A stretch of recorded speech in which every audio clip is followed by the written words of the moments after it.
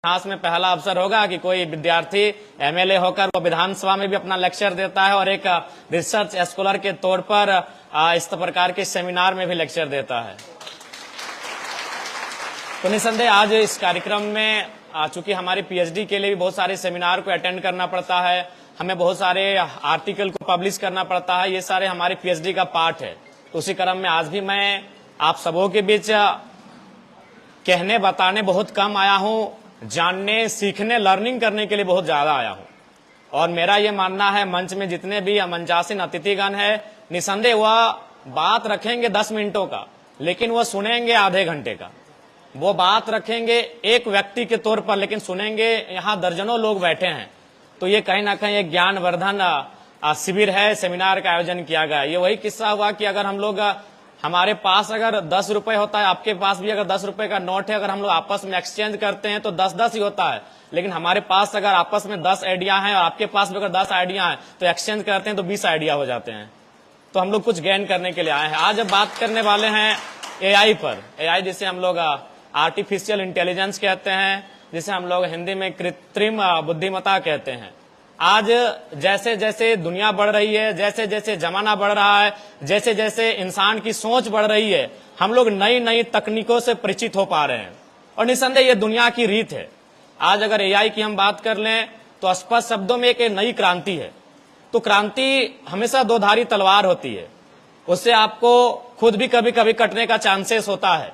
और एआई के रूप में जो क्रांति हम सबों के बीच आई है, जिसका हम लोग नित्य प्रतिदिन कहीं ना कहीं अपने दिनचर्या में उपयोग कर रहे हैं, उसे हम इस्तेमाल में ला रहे हैं, इससे लाभ और हानि दोनों है। अब निर्भर करता है कि इससे हानि कम कैसे हो।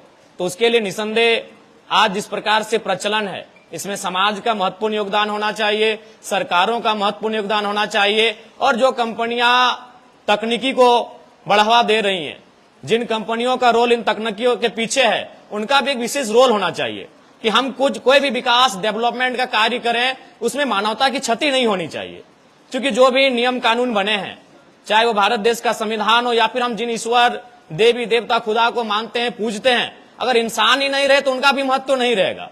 पेड़ पौधे पशु पक्षी ईश्वर पे आस्था नहीं रखते हैं, इंसान उन पे आस्था रखते हैं। ये कानून जो बने हैं वो कानून तभी प्रभावी है जब इंसान है। तो इसलिए जो भी तकनीकी है, निसंदेह वो मनुष्य के लिए आई है, और मनुष्य ही इन तकनीकों का आविष्कारक है। अगर मनुष्य नहीं होते हैं तो शायद ये एआई नहीं आता, ये कंप्यूटर नहीं आता, ये डिजिटल दौर नहीं आता, ये मॉडर्न एरा नहीं आता।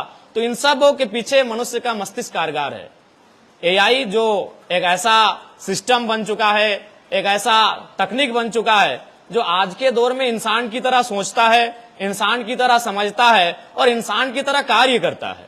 आज बहुत कम समयों में, सेकंडों में आपको पूरी दुनिया की जानकारी एकत्रित कर सकता है। तो इसके लाभ भी हैं, इसके हानि भी हैं। अगर आप हानि की बात करें तो हम लोग राजनीति जगत से आते हैं, और इससे अगर सबसे ज्यादा किसी को हानि हो सकती है तो जो लोग राजनीति के क्षेत्र में हैं। आप डीप फैक्ट की बात करें, डीप फैक्ट से जो वीडियो क्रिएट हो रहे हैं, जो ऑडियो क्रिएट हो रहे हैं, जो इमेजेस बन रहे हैं, उनसे सबसे ज्यादा हानि अगर किसी को मुझे समझ में आती है तो राजनेताओं को, राजनेत्रियों को हो रही है। विधानसभा के चुनाव में ही बहुत सारे हमारे फोटोज वीडियो जिनका सच्चाई से कोई वास्ता नहीं था, तो अपोनेंट पार्टियां, उनके जो राजनेता हैं, उन्होंने खूब इसका इस्तेमाल किया। तो निसंदेह एआई से फायदे तो बहुत सारे हैं। आज उन फायदों को हम लोग ग्रहण कर रहे हैं, चाहे वो एलेक्सा के रूप में हो, श्री के रूप में हो, गूगल के रूप में हो। इन फायदों को हम लोग प्रतिदिन अपने दिनचर्या में शामिल कर रहे हैं, लेकिन इससे नुकसान भी है, और उन नुकसानों से बचना हम सबों का कर्तव्य है। उसके लिए सरकार को चाहिए इस पर एक नीति नियम बने। एआई को चलाना कैसे है, संचालन कैसे करना है, इस पर कानूनों का बनना अति आवश्यक है। अगर कानूनें नहीं होंगी तो ये एआई भी टीन एज के उस दौर की तरह हो जाएगा जिसमें अनुशासन ना हो। जब हम युवावस्था, किशोरावस्था की बात करते हैं, हम लोग टीन एज को याद करते हैं, 13 to 19। एक ऐसा उम्र का पड़ाव है जिसमें हम लोग गुजरते हैं, एक लंबा समय देते हैं। वह वही समय होता है जब हम अपने आप को बना सकते हैं और हम अपने आप को बिगाड़ सकते हैं।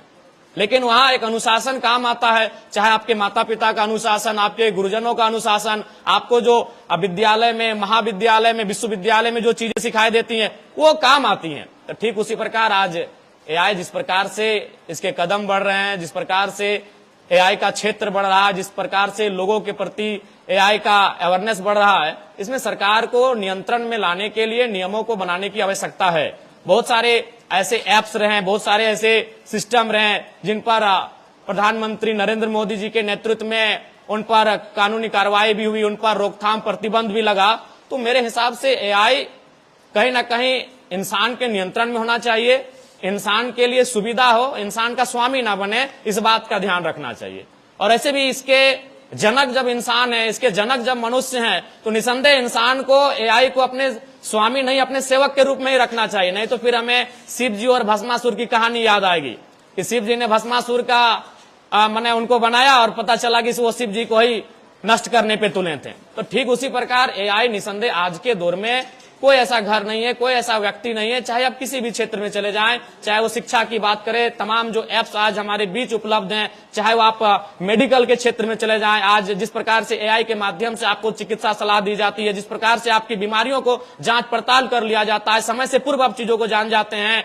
आप अगर उद्योग क्षेत्र में चले जाएं तो रोबोट एक बहुत बड़ी क्रांति लेकर आया है। आज वहां मनुष्य को कहीं ना कहीं मनुष्य उनके सामने फीके पड़े हैं। तो प्रतिदिन हम एआई का लाभ ले रहे हैं और आगे भी हम लोग लेंगे, चूंकि आवश्यकता ही आविष्कार की जननी होती है। और जिस प्रकार से हमारी आबादी बढ़ रही है, जिस प्रकार से हमारी जरूरतें बढ़ रही हैं, निसंदेह जो वैज्ञानिक साइंटिफिक जो टेक्निक टूल्स हैं, उनका हम लोग कहीं ना कहीं बखूबी उनका इस्तेमाल करेंगे।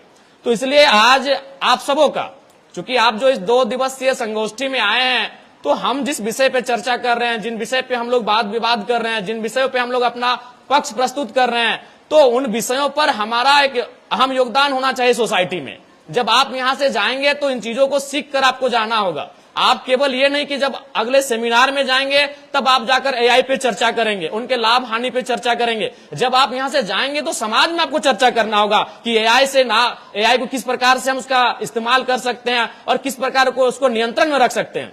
आज के दौर में सबसे महत्वपूर्ण चीज क्या हुआ है कि जो चीजें हम लोग सीखते हैं उनको केवल अपनी किताबों तक या तो फिर अपनी परीक्षाओं तक सीमित रखते हैं। उन्हें हम लोग को समाज के बीच लेकर जाना होगा, उन्हें हमें अपने समाज के बीच जाकर रखना होगा, तभी जाकर इन चीजों का सार्थकता हो सकती है। जैसे मैं अपने एक 10वीं क्लास में हम पढ़ा करते थे और एक क्रिकेट का मैच था, खेलने के क्रम में एक चापाकल के सामने हम गए तो वहां पानी पी रहे थे, तो देखे कि एक महिला को उसके सासू और उसके पति बहुत प्रताड़ित कर रहे थे।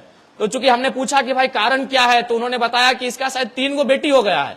तो हमने तुरंत उनको टोका। हम 10वीं कक्षा में थे, लेकिन पूरे समाज के बीच हमने उनको टोका कि आपने लिंग निर्धारण गुणसूत्र के बारे में नहीं पढ़ा है क्या? वो स्पष्ट कहता है कि वो लड़की होगी या लड़का होगा, वो पुरुष के गुणसूत्र पर निर्भर करता है, फिर आप इसको क्यों प्रताड़ित कर रहे हैं? तो चूंकि मैंने उन चीजों को 8वीं क्लास में सीखा था, समाज में मैं अकेला खड़ा होकर उनको समझाया। तो जो चीजें आप यहाँ सीखते हैं, जिन चीजों का आप अध्ययन करते हैं, जिन चीजों का आप जानते हैं, उनको समाज तक ले जाना बहुत जरूरी है। इनको आप अपने कॉपी में, आप नो डाउट आप मोबाइल में रिकॉर्ड कर रहे हैं, नो डाउट अभी मोबाइल है, आप मोबाइल में रिकॉर्ड कर रहे हैं। जब मोबाइल नहीं था हम उन चीजों को नोट डाउन करते थे अपने पेन पेपर के माध्यम से, और उन चीजों को हम लोग अपने बस्ते तक सीमित रखते थे। फिर जब हमारा इम्तिहान होता था, हमारी परीक्षाएं होती थी, उन परीक्षाओं में उनको लिखा करते थे और परीक्षाओं को पास करते थे। लेकिन आप तमाम शोधार्थियों से, तमाम विद्यार्थियों से मेरा अनुरोध होगा कि जो चीजें, जिन चीजों पर हम लोग बात कर रहे हैं, उनको आप समाज तक लेकर जाएं। आपकी जवाबदेही है, आपकी जिम्मेदारी है। इसलिए आज इस सेमिनार के माध्यम से मेरा यही आपको संदेश होगा। आज जो कि समय की पाबंदी है, बहुत सारे प्रखर ज्ञानी गुणी प्रवक्ता जो हमारे प्रोफेसर के रूप में उपस्थित हैं, वो आप सबों के बीच इस विषय पर काफी बेहतर चिंतन करेंगे और निसंदेह जो चीजें आप सीखेंगे उनको अपने गांव में, अपने सोसाइटी में निसंदेह उसका अनुपालन करेंगे और एक दूसरे के काम आएंगे। मैं आपको इस विषय पर शुभकामनाएं देना चाहूंगा और एक पंक्ति के साथ अपनी वाणी को विराम दूंगा कि जीत पक्की है, कुछ करना है तो डटकर चल, जमाने से जरा हटकर चल, अरे लीक पर तो सभी चलते हैं, कभी इतिहास बदल कर चल। बिना काम के मुकाम कैसा, बिना मेहनत के दाम कैसा, बिना काम के मुकाम कैसा, बिना मेहनत के दाम कैसा, और जब तक ना मिले मंजिल राहों में राही आराम कैसा। तो मैं आपको यही शुभकामनाएं दूंगा। क्योंकि आज आप तमाम मुख्य अतिथि महोदय रहे, विशिष्ट अतिथिगण रहे, या तमाम जो रिसर्च पर्सन आए हैं, आज उनकी सुन रहे हैं, वो आज आपके सामने मंच में मंचासीन है और आज आप नीचे बैठे हैं। बस हम यही चाहते हैं कि भविष्य में आप भी मंचासीन हो, उस दिशा में आपको प्रयास करें, उस दिशा में आप पहल करें। पुनः महाविद्यालय परिवार का मैं शुभकामना, मैं उनका शुक्रिया, अभिनंदन करता हूं कि आज के इस कार्यक्रम में हमें सौभाग्य मिला अपने बातों को रखने का। और पुनः मैं आपको कहूंगा कि आज मैं आप सबों के बीच एक विधायक के रूप में नहीं, एक जनप्रतिनिधि, एक जननेता के रूप में नहीं, एक शोधार्थी के रूप में आया हूं। मैं भी सीखने के लिए आया हूं, क्योंकि अभी हमें लगता है कि बहुत कुछ सीखना बाकी है, बहुत कुछ करना बाकी है। पुनः आप सभी को हमारी ओर से शुभकामनाएं, धन्यवाद। जय झारखंड, जोहार झारखंड। बहुत बहुत धन्यवाद सर, आपने अपने विचार को हम सभी के साथ साझा करने के लिए बहुत बहुत धन्यवाद। अब मैं निवेदन करना चाहूंगा हमारे महाविद्यालय के